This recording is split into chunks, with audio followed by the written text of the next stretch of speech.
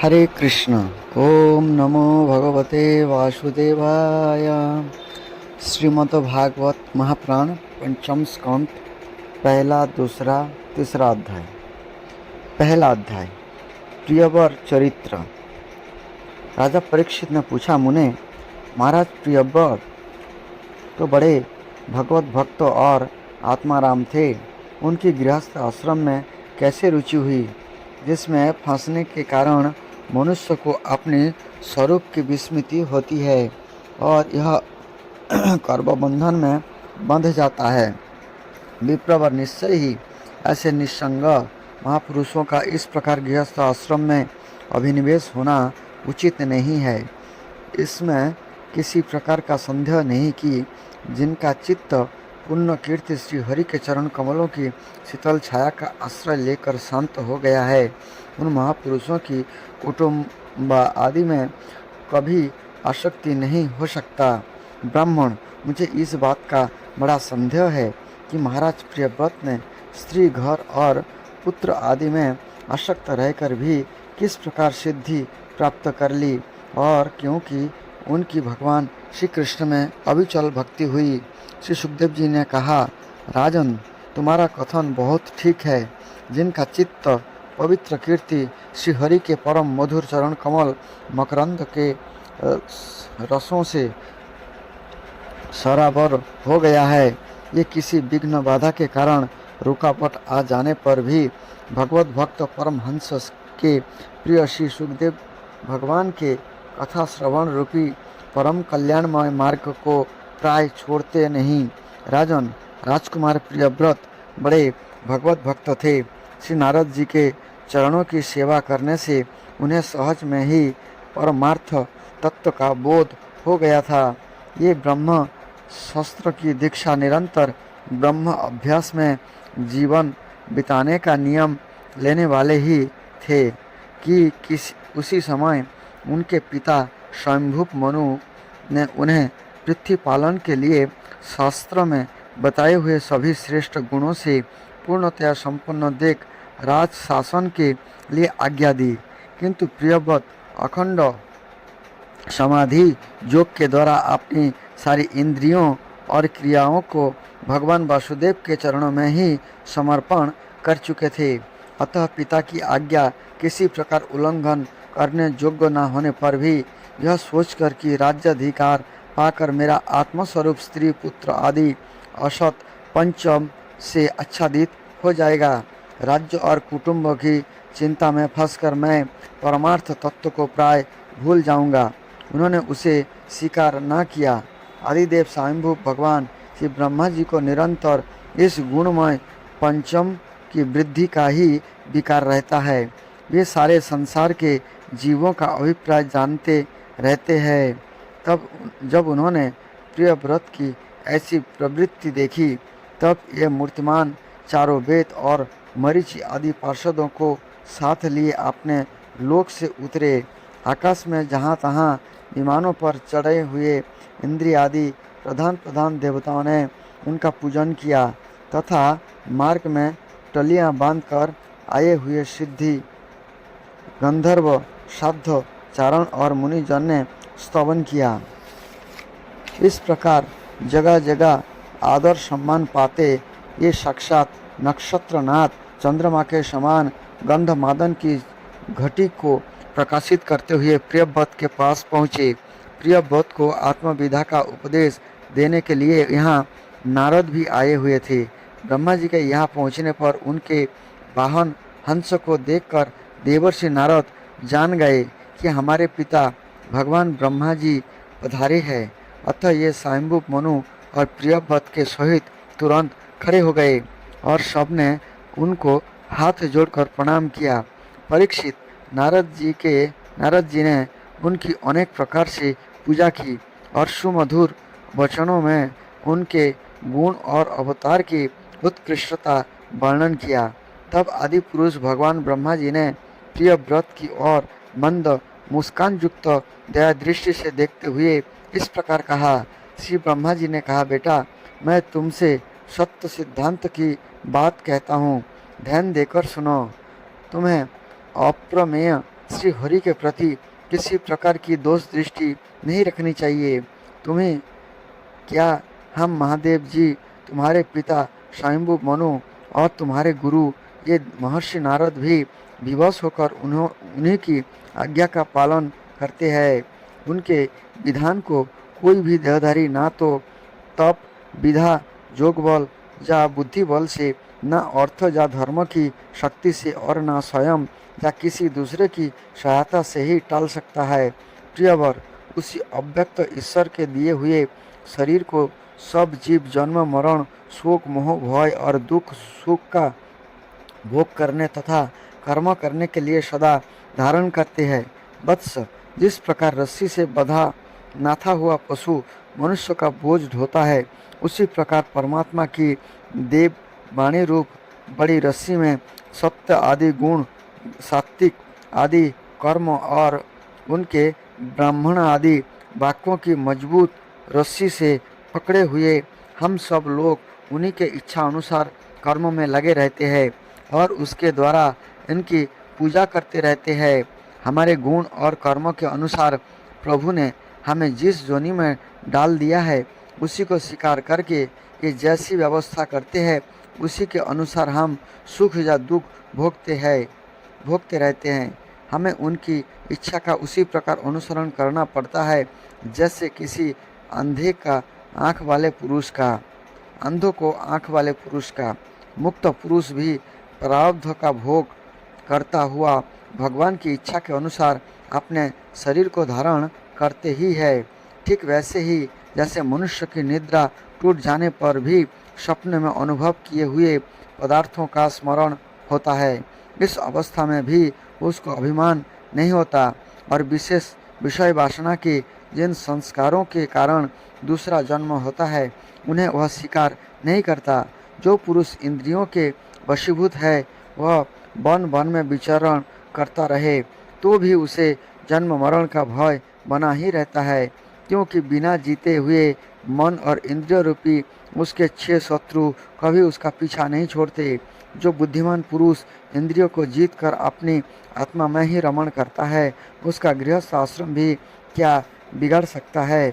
जिसे इन 6 शत्रुओं को जीतने की इच्छा हो, यह पहले घर में रहकर ही उनका अत्यंत निरोध करते हुए उन्हें बस में करने का प्रयत्न करे। किले में सुरक्षित रहकर लड़ने वाला राजा अपने प्रबल शत्रुओं को भी जीत लेता है। फिर जब इन शत्रुओं का बल अत्यंत क्षीण हो जाए, तब विद्वान पुरुष इच्छा अनुसार विचर सकता है। तुम यद्यपि लोक श्री कमलनाथ भगवान के चरण कमलों की कली रूप किले के आश्रित रहकर इन 6 शत्रुओं को जीत चुके हो, तो भी पहले उन महापुरुष के दिए हुए भोगों को भोगो। इसके बाद निस्संदेह होकर अपने आत्म स्वरूप में स्थित हो जाना। श्री सुखदेव जी कहते हैं, जब त्रिलोक के गुरु ब्रह्मा जी ने इस प्रकार कहा, तो महाभागवत प्रियव्रत ने छोटे होने के कारण नम्रता से सिर झुका लिया और जो आज्ञा ऐसा कहकर बड़े आदर पूर्वक उनका आदेश शिरधार्य किया। तब स्वयंभू मनु ने प्रसन्न होकर भगवान ब्रह्मा जी की विधिवत पूजा की। इसके पश्चात ये मन और वाणी के अविषय अपने आश्रय तथा सर्व व्यवहारातीत परब्रह्म का चिंतन करते हुए अपने लोक को चले गए। इस समय प्रियव्रत और नारद जी सरल भाव से उनकी ओर देख रहे थे।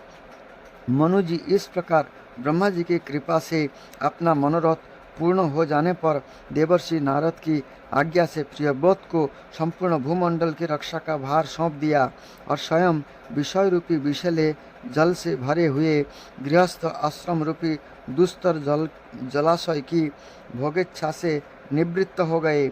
आप पृथ्वीपति महाराज प्रियव्रत भगवान की इच्छा से राज्य शासन के कार्य में नियुक्त हुए, जो संपूर्ण जगत को बंधन से छुड़ाने में अत्यंत समर्थ है।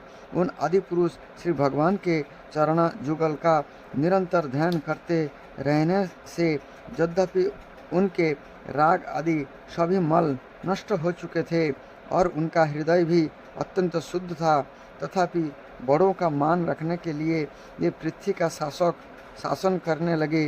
तदंतर उन्होंने प्रजापति विश्वकर्मा की पुत्री भविष्यमती से विवाह किया।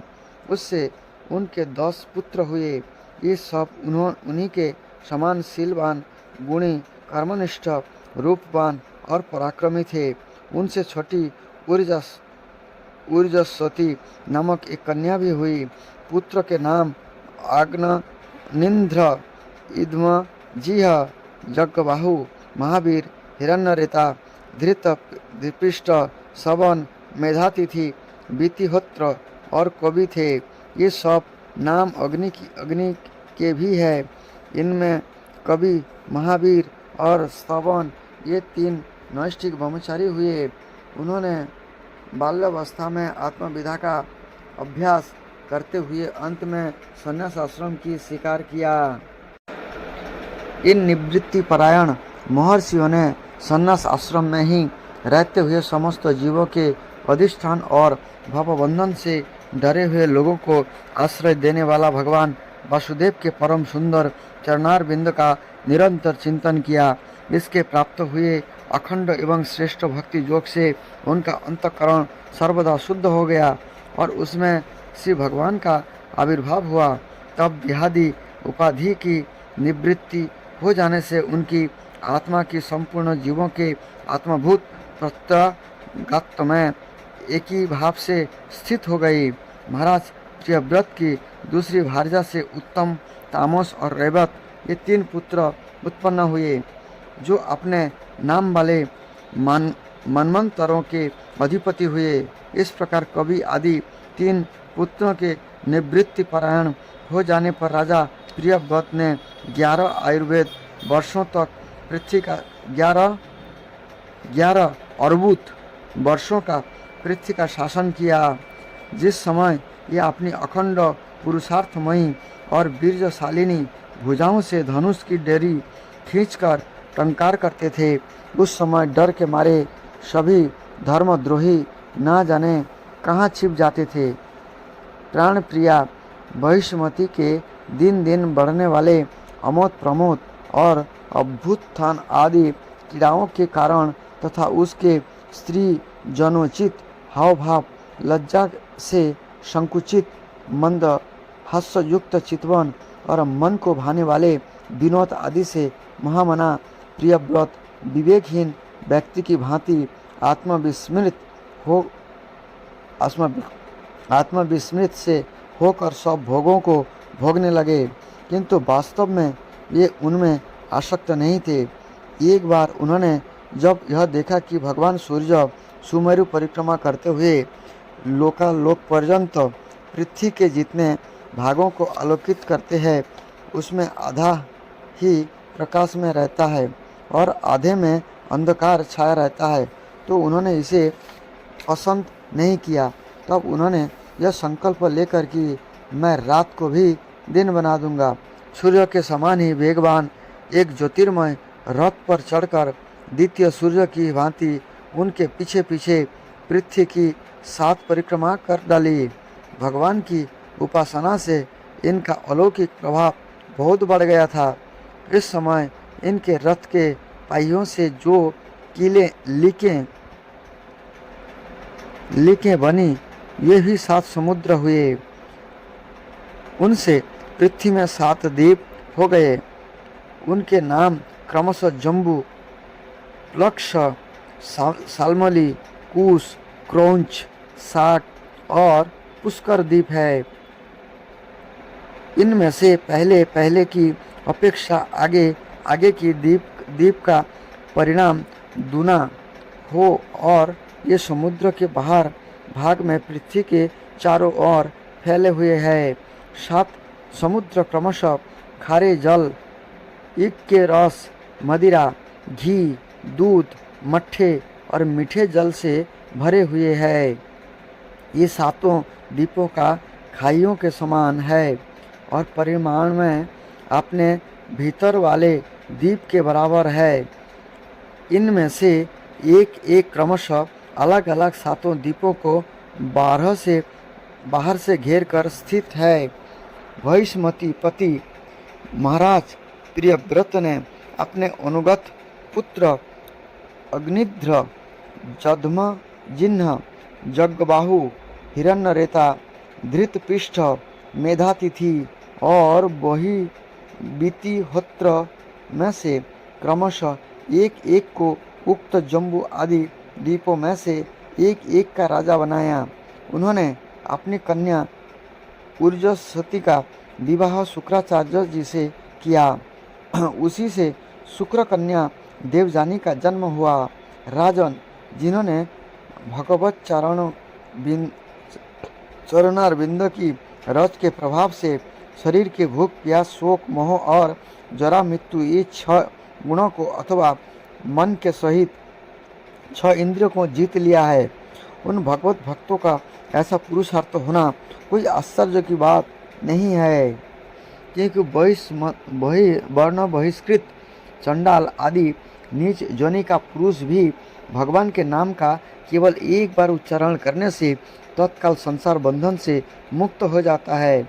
इस प्रकार अतुलनीय बल पराक्रम से युक्त महाराज प्रियव्रत एक बार अपने को देवर्षि नारद के चरणों की शरण में जाकर भी पुनः दैववश प्राप्त हुए प्रपंच में फंस जाने से अशांत सा देखे मन ही मन विरक्त होकर इस प्रकार कहने लगे, ओह बड़ा बुरा हुआ, मेरी विषय लोलुप इंद्रियों ने मुझे इस अविद्या जनित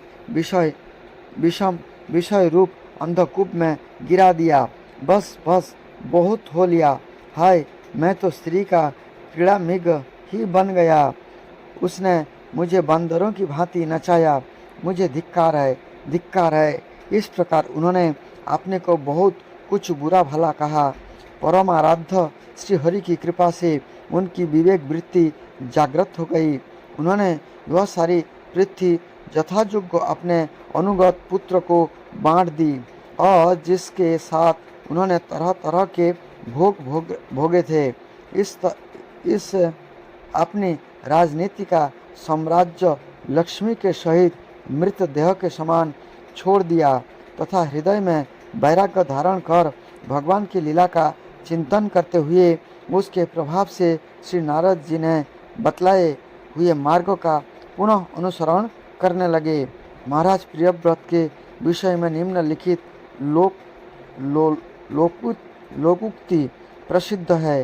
राजा प्रियव्रत ने जो कर्म किए उनमें सर्वशक्तिमान ईश्वर के सिवा और कौन कर सकता है। उन्होंने रात्रि के अंधकार को मिटाने प्रयत्न करते हुए अपने रथ के पाइयों से बनी हुई लोकों से ही 7 समुद्र बना दिए। प्राणियों के सुभित के लिए, जिससे उनमें परस्पर झगड़ा न हो, द्वीपों के द्वारा पृथ्वी के विभाग किए और प्रत्येक द्वीप में अलग अलग नदी, पर्वत और वन आदि से उसकी सीमा निश्चित कर दी। वे भगवत भक्त नारद जी के प्रेमी भक्त थे। उन्होंने पाताल लोक के, देवलोक के, मृत्यु लोक के तथा कर्म और योग की शक्ति से प्राप्त हुए ऐश्वर्य को भी नरक तुल्य समझा था। इनका क्रम इस प्रकार समझना चाहिए। पहले जम्बूद्वीप, इसके चारों ओर 4 समुद्र है, मतलब लवण समुद्र जम्बूद्वीप के चारों ओर। यह पल्लक्ष द्वीप से घिरा हुआ है। इसके चारों ओर ईख के रस का समुद्र है। इसे सालमली द्वीप घिरे हुए है। इसके चारों ओर मदिरा का समुद्र है। फिर कुश द्वीप है, यह घी के समुद्र से घिरा हुआ है। उसके बाहर क्रौंच द्वीप है, उसके चारों ओर दूध का समुद्र है। फिर कश द्वीप है, इसे मुट्ठे का समुद्र घिरे हुए है। उसके चारों ओर पुष्कर द्वीप है, वह मीठे जल के समुद्र से घिरा हुआ है, प्रयत्न गिरा हुआ है। दूसरा अध्याय, अग्निंद्र चरित्र। श्री सुखदेव जी कहते हैं, पिता प्रियव्रत के इस प्रकार तपस्या में संलग्न हो जाने पर राजा अग्निंद्र उनकी आज्ञा का अनुसरण करते हुए जम्बू द्वीप की प्रजा का धर्मानुसार पुत्रवत पालन करने लगे। एक बार ये पितृलोक की कामना से शतपुत्र प्राप्ति के लिए पूजा का सब सामग्री जुटाकर सुंदरियों के क्रीड़ास्थल मंदराचल की एक घाटी में गए और तपस्या में तत्पर होकर एकाग्र चित्त से प्रजापतियों के पति ब्रह्मा जी की आराधना करने लगे। आदिदेव भगवान ब्रह्मा जी ने उनकी अभिलाषा जान ली, अतः अपनी सभा के गायिका पूर्व चित्ती नाम की अप्सराओं को उनके पास भेज दिया। अग्निंद्र जी के आश्रम के पास एक अति रमणीय उपवन था। वह अप्सरा उसी में विचरने लगी। उस उपवन में तरह तरह के साधन तरुवरों की शाखाओं पर स्वर्ण लताएं फैली हुई थी। उन पर बैठी हुई मयूरादि कोई प्रकार के स्थलचारी पक्षियों के जोड़े मुख सुमधुर बोली बोल रहे थे। उनकी सड़जादी स्वरयुक्त ध्वनि सुनकर सचेत हुए जल कुक्कुट कांडप एवं कलहंस आदि जल पक्षी भांति भांति से पूजने लगते थे। इससे वहाँ के कमल वन से सुशोभित निर्मल सरोवर गूंजने लगते थे। पूर्व चित्ती की विलासपूर्ण सुललित गतिविधि और पद विन्यास की शैली से पद पद पर उसके चरण नूपुर की झनकार हो उठती थी। उसकी मनोहर ध्वनि सुनकर राजकुमार अग्निंद्र ने समाधि जोग द्वारा मुंदे हुए अपने कमल कली के समान सुंदर नेत्र को कुछ कुछ खोलकर देखा तो पास ही उन्हें यह अप्सरा दिखाई दी।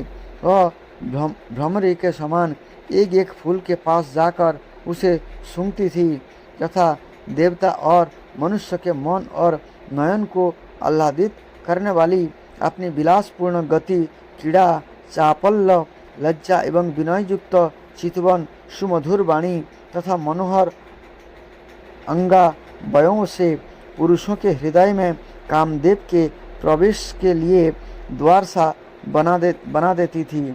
जब वह हंस हंस कर बोलने लगती तब ऐसा प्रतीत होता मानो उसके मुख से अमृतमय मादक मधु झर रहा है। उसके निश्वास के गंध से मदान्ध होकर भौरे उसके मुख कमल को घेर लेते। तब यह उनसे बचने के लिए जल्दी जल्दी पैर उठाकर चलती तो उसके कुछ कलश बेणी और करधनी हिलने से बड़े ही सुहावने लगते। यह सब देखने से भगवान कामदेव को अग्निंद्र के हृदय में प्रवेश करने का अवसर मिल गया और वे उनके अधीन होकर उसे प्रसन्न करने के लिए पागल की भांति इस प्रकार कहने लगे। मुनिवर्य, तुम कौन हो? इस पर्वत पर तुम क्या करना चाहते हो? तुम परम पुरुष श्री नारायण की कोई माया तो नहीं है? भौहें की ओर संकेत करके सखें, तुम ये बिना डोरी के दो धनुष क्यों धारण कर रहे हो? क्या इनसे तुम्हारी कोई अपना प्रयोजन है अथवा इस संसार अरण्य में मुझ जैसे मत वाले मृगों का शिकार करना चाहते हो? कटाक्ष को लक्ष्य करके तुम्हारे ये दो बाण तो बड़े सुंदर और पैने हैं। वह इनके कमल दल के पंख है, देखने में बड़े शांत है और है भी पंखहीन। यहाँ वन में विचरते हुए तुम इन्हें किस पर छोड़ना चाहते हो? यहाँ तुम्हारा कोई सामना करने वाला नहीं दिखाई देता। तुम्हारा यह पराक्रम हम जैसे जड़ बुद्धियों के लिए कल्याणकारी हो। भौरों की ओर देखकर बोले, भगवान तुम्हारे चारों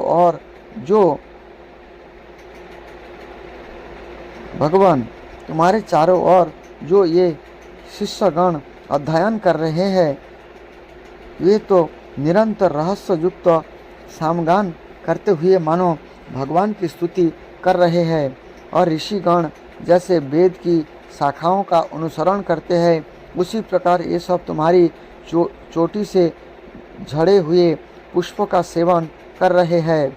नुपुरों के शब्दों की और संकेत करके ब्राह्मण तुम्हारे चरण रूप पिंजड़ों में जो तितर बंद है, इसका उनका शब्द तो सुनाई देता है, परंतु रूप देखने में नहीं आता। करधनी सहित पीली साड़ी में अंग की कांति की उत्प्रेक्षा कर तुम्हारे नितंब पर यह कदम्ब कुसुमों की सी आभा कहाँ से आ गई। इनके ऊपर तो अंगरों का मंडप सा भी दिखाई देता है, किंतु तुम्हारा बलकल वस्त्र कहाँ से कुकुमंडित उच्चों की और लक्ष्य करके दिजभर तुम्हारे इन दोनों सुंदर सिंगों में क्या भरा हुआ है। अवश्य ही इनमें बड़े अमूल्य रत्न भरे हैं। इसमें से तुम्हारा मध्य भाग इतना कृश होने पर भी तुम इसका बोझ ढो रहे हो। यहाँ आकर तो मेरी दृष्टि भी मानो अटक गई है। और सुभग इन सिंगों पर तुमने यह लाल लाल लेप सा क्या लगा रखा है। इसकी गंध से तो मेरा सारा आश्रम महक उठा है। मित्रवर, मुझे तो तुम अपना देश दिखा दो, जहाँ के निवासी अपने बक्स स्थल पर ऐसे अद्भुत अवयव धारण करते हैं, जिन्होंने हमारे जैसे प्राणियों के चित्त को शुद्ध कर दिया है, तथा मुख में विचित्र हाव भाव, सर्व संभाषण और आधार मृत जैसी अनूठी वस्तुएं रखते हैं। प्रियवर, तुम्हारा भोजन क्या है जिसके खाने से तुम्हारे मुख से हवन सामग्री की सी सुगंध फैल रही है। मालूम होता है तुम कोई विष्णु भगवान की कला ही हो, इसलिए तुम्हारे कानों में कभी पलक न मारने वाले मकर के आकार को 2 कुंडल है। तुम्हारे मुख एक सुंदर सरोवर के समान है। उसमें तुम्हारे चंचल नेत्र भय से कांपती हुई 2 मछलियों के समान, दंत पंक्ति हंसों के समान और घुंघराली अलकावली भौरों के समान शोभायमान है। तुम जब अपने कर कमलों से थपकी मारकर इस गेंद को उछालते हो, तो वह दिशा विदिशाओं में जाती हुई मेरे नेत्र को तो चंचल कर ही देती है, साथ साथ मेरे मन में भी खलबली पैदा कर देती है। तुम्हारा बांका जटाजूट खुल गया है, तुम इसे संभालते नहीं। अरे, यह धूर्त वायु कैसा दुष्ट है, जो बार बार तुम्हारे निवी वस्त्रों को उड़ा देता है। तपोधन तपस्वियों के तप को भ्रष्ट करने वाला यह अनूप रूप तुमने किस तप के प्रभाव से पाया है। मित्र, आओ कुछ दिन मेरे साथ रहकर तपस्या करो, अथवा कहीं विश्व विस्तार की इच्छा से ब्रह्मा जी ने ही तो मुझ पर कृपा नहीं की है। सचमुच तुम ब्रह्मा जी की ही प्यारी देन हो। अब मैं तुम्हें नहीं छोड़ सकता। तुम में तो मेरे मन और नयन ऐसे उलझ गए हैं कि अन्यत्र जाना ही नहीं चाहते। सुंदर सिंगों वाली तुम्हारा यहाँ मन हो, मुझे भी वहीं ले चलो। मैं तो तुम्हारे अनुचर हूँ, और तुम्हारी ये मंगलमयी सखियाँ भी हमारे ही साथ रहे। श्री सुखदेव जी कहते, राजन, अग्निंद्र देवताओं के समान बुद्धिमान और स्त्रियों को प्रसन्न करने में बड़े कुशल थे। उन्होंने इसी प्रकार की गति चातुर्यमयी मीठी मीठी बातों से उस अप्सरा को प्रसन्न कर लिया। वीर समाज में अग्रगण्य अग्निंद्र की बुद्धि, शील, रूप अथवा लक्ष्मी और उदारता से आकर्षित होकर वह उन जम्बू दीप आदि पति के साथ कई हजार वर्ष तक पृथ्वी और स्वर्ग के भोग भोगती रही। तदंतर नृपवर अग्निंद्र ने उसके गर्भ से नाभि, किम पुरुष, हरिवर्ष, इलावृत, रश्मक, हिरण्मय, कुरु, भद्राश्व और केतुमाल नाम के 9 पुत्र उत्पन्न किए।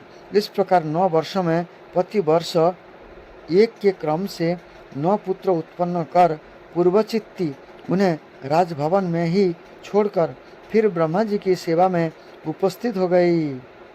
ये अग्निंद्र के पुत्र माता के अनुग्रह से स्वभाव से ही सौडल और प्रबल शरीर वाले थे।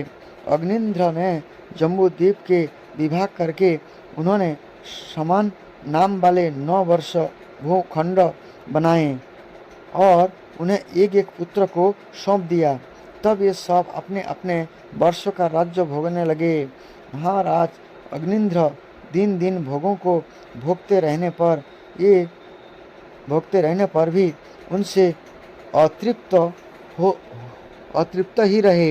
ये उस अप्सरा को ही परम पुरुषार्थ समझते थे, इसलिए उन्होंने वैदिक कर्मों के द्वारा उसी लोक को प्राप्त किया।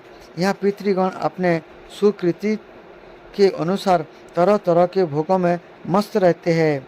पिता के परलोक सिधारने पर नाभि आदि 9 भाइयों ने मेरु देवी, पतिरूपा, उग्र दृष्टि, लता, रम्या, श्यामा, नारी, भद्रा और बेती नाम की 9 कन्याओं से विवाह किया। तीसरा अध्याय, राजा नाभि का चरित्र। श्री सुखदेव जी कहते, राजन अग्निंद्र के पुत्र नाभि के कोई संतान न थी, इसलिए उन्होंने अपनी भार्या मेरु देवी के सहित पुत्र की कामना से एकाग्रता पूर्वक भगवान यज्ञ पुरुष का जजन किया। यद्यपि सुंदर अंगों वाले श्री भगवान द्रव्य, देश, काल, मंत्र, ऋतिज, दक्षिणा और विविध विधि इन यज्ञों के साधनों से सहज में नहीं मिलते, तथापि वे भक्तों पर तो कृपा करते ही है। इसलिए जब महाराज नाभि ने श्रद्धापूर्वक विशुद्ध भाव से उनकी आराधना की, तब उनका चित्त अपने भक्तों का अभिष्ट कार्य करने के लिए उत्सुक हो गया। यद्यपि उनका स्वरूप सर्वथा स्वतंत्र है, तथापि उन्होंने प्रगर्ज कर्मों का अनुष्ठान होते समय उसे मन और नयन को आनंद देने वाला अव्ययों से युक्त अति सुंदर हृदय आकर्षक मूर्ति में प्रकट किया। उनके श्री अंग में रेशमी पीताम्बर था, वक्षस्थल पर सुमनोहर श्रीवत्स चिन्ह सुशोभित था, भुजाओं में शंख चक्र गदा पद्म तथा गले में बनमाला और कस्तूभ मणि की शोभा थी। संपूर्ण शरीर अंग प्रत्यंग की कांति को बढ़ाने वाले किरण जाल मंडित मणिमय मुकुट, कुंडल, कंकन, करधनी हार, बाजूबंद और नूपुर आदि आभूषणों से विभूषित था। ऐसे परम तेजस्वी चतुर्भुज मूर्ति पुरुष विशेष को प्रकट हुआ देखकर ऋतिज, सदस्य आदि, जजमान आदि सभी लोग ऐसे आह्लादित हुए जैसे निर्धन पुरुष अपार धनराशि पाकर फूला नहीं समाता। फिर सभी ने सिर झुकाकर अत्यंत आदरपूर्वक प्रभु की अर्घ्य द्वारा पूजा की और ऋतिजों ने उनकी स्तुति की। ऋतिजों ने कहा, पूज्यतम, हम आपके अनुगत भक्त हैं, आप हमारे पुनः पुनः पूजनीय है, किंतु हम आपकी पूजा करना क्या जाने। हम तो बार बार आपको नमस्कार करते हैं, इतना ही हमें महापुरुषों ने सिखाया है। आप प्रकृति और पुरुष से भी परे है। फिर प्राकृतिक गुणों के कार्यभूत इस प्रपंच में बुद्धि फंस जाने से आपको गुण गान में सर्वथा असमर्थ ऐसा कौन पुरुष है जो प्राकृत नाम रूप एवं अप्राकृत के द्वारा आपके स्वरूप का निरूपण कर सके। आप साक्षात परमेश्वर है। आपके परम मंगलमय गुण संपूर्ण जगत के दुखों का दमन करने वाले हैं। यदि कोई उन्हें वर्णन करने का साहस भी करेगा तो केवल उनके एक देश का ही वर्णन कर सकेगा, किंतु प्रभु यदि आपके भक्त प्रेम गदगद वाणी से स्तुति करते हुए सामान्य जल, विशुद्ध पल्व, तुलसी और दूब के अंकुर आदि सामग्री से ही आपकी पूजा करते हैं, तो भी आप सब प्रकार संतुष्ट हो जाते हैं। हमें तो अनुराग के सिवा इस द्रव्य कालादि अनेकों अंगों वाले यज्ञ से भी आपका कोई प्रयोजन नहीं दिखाई देता, क्योंकि आपसे स्वतः ही क्षण क्षण में जो संपूर्ण पुरुषार्थ का फलस्वरूप परमानंद स्वभावतः ही निरंतर प्रादुर्भूत होता रहता है, आप साक्षात उसके स्वरूप ही है। इस प्रकार यद्यपि आपको इन यज्ञ आदि से कोई प्रयोजन नहीं है, तथापि अनेक प्रकार की कामनाओं की सिद्धि चाहने वाले हम लोगों के लिए तो मनोरथ सिद्धि का पर्याप्त साधन वही होना चाहिए। आप ब्रह्म आदि परम पुरुषों की अपेक्षा भी परम श्रेष्ठ है। हम तो यह भी नहीं जानते कि हमारा परम कल्याण किस में है, और न हमसे आपकी यथोचित पूजा ही बनी है। तथापि जिस प्रकार तत्वज्ञ पुरुष बिना बुलाए भी केवल करुणावश अज्ञानी पुरुष के पास चले जाते हैं, उसी प्रकार आप भी हमें मोक्ष संगक अपना परम पद और हमारी अभीष्ट वस्तुएं प्रदान करने के लिए अन्य साधारण यज्ञ दर्शकों के सामने समान यहाँ प्रकट हुए हैं।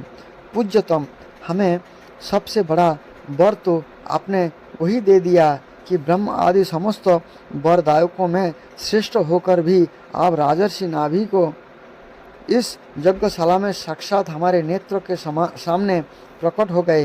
अब हम और वर क्या मांगे। प्रभु, आपके गुणगानों का गान परम मंगलमय है।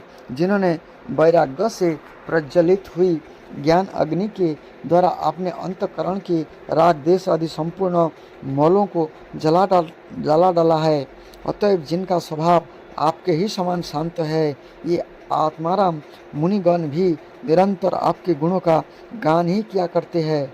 अतः हम आपसे वही वर मांगते हैं कि गिरने, ठोकर खाने, छींकने अथवा जम्भाई लेने और संकट आदि के समय एवं ज्वर और मरण आदि के अवस्था में आपका स्मरण न हो सकने पर भी किसी प्रकार आपके सकल कलिमल विनाशक भक्त वत्सल दीन बंधु आदि गुण धोतक नामों का हम उच्चारण कर सके। इसके सिवा कहने योग्य न होने पर भी एक प्रार्थना और है। आप साक्षात परमेश्वर है। स्वर्ग, अपवर्ग आदि ऐसी कोई वस्तु नहीं है जिसे आप न दे सके।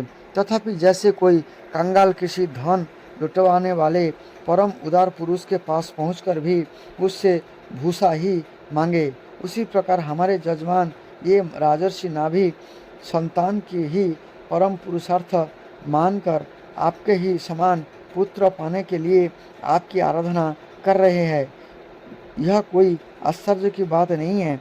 आपकी माया का पार कोई नहीं पा सकता और न यह किसी के बस में ही आ सकती है। जिन लोगों ने महापुरुषों के चरणों का आश्रय नहीं लिया, उनमें ऐसा कौन है जो उसके बस में नहीं होता। उसकी बुद्धि पर उसका पर्दा नहीं पड़ जाता और विषय रूप विष का वेग उसके स्वभाव को दूषित नहीं कर देता। देव, आप भक्तों के बड़े बड़े काम कर देते हैं।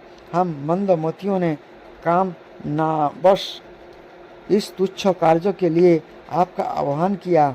यह आपका अनादर ही है, किंतु आप समदर्शी है। अतः हम अज्ञानियों की इस धृष्टता को आप क्षमा करें। श्री सुखदेव जी कहते हैं, राजन, वर्षाधिपति नाभि के पूज्य ऋतिज्य ने प्रभु के चरणों की वंदना करके जब पूर्वोक्त स्तोत्रों से स्तुति की, तब देवश्रेष्ठ श्री हरि ने करुणावश इस प्रकार कहा। श्री भगवान ने कहा, ऋषियों, बड़े असमंजस्य की बात है। आप सब सत्यवादी महात्मा है। आपने मुझसे यह बड़ा दुर्लभ वर मांगा है कि राजर्षि नाभि के मेरे समान पुत्र हो। मुनियों, मेरे समान तो मैं ही हूँ, क्योंकि मैं अद्वितीय हूँ। तो भी ब्राह्मणों का वचन मिथ्या नहीं होना चाहिए। द्विजकुल मेरा ही तो मुख है, इसलिए मैं स्वयं ही अपनी अंश कला से आग्नेन्द्रिय नंदन नाभि के यहाँ अवतार लूँगा, क्योंकि आपने समान मुझे कोई और दिखाई नहीं देता। श्री सुखदेव जी कहते हैं, महारानी मेरुदेवी के सुनते हुए इसके पति से इस प्रकार कहकर भगवान अंतर्ध्यान हो गए। विष्णुदत्त परीक्षित उस यज्ञ में महर्षियों द्वारा इस प्रकार प्रसन्न किए जाने पर श्री भगवान महाराज नाभि का प्रिय करने के लिए उनके रोनिवास में महारानी मेरु देवी के गर्भ से दिगंबर सन्यासी और ऊर्ध्वरेता मुनियों का धर्म प्रकट करने के लिए शुद्ध सत्यमय विग्रह से प्रकट हुए। हरे कृष्ण।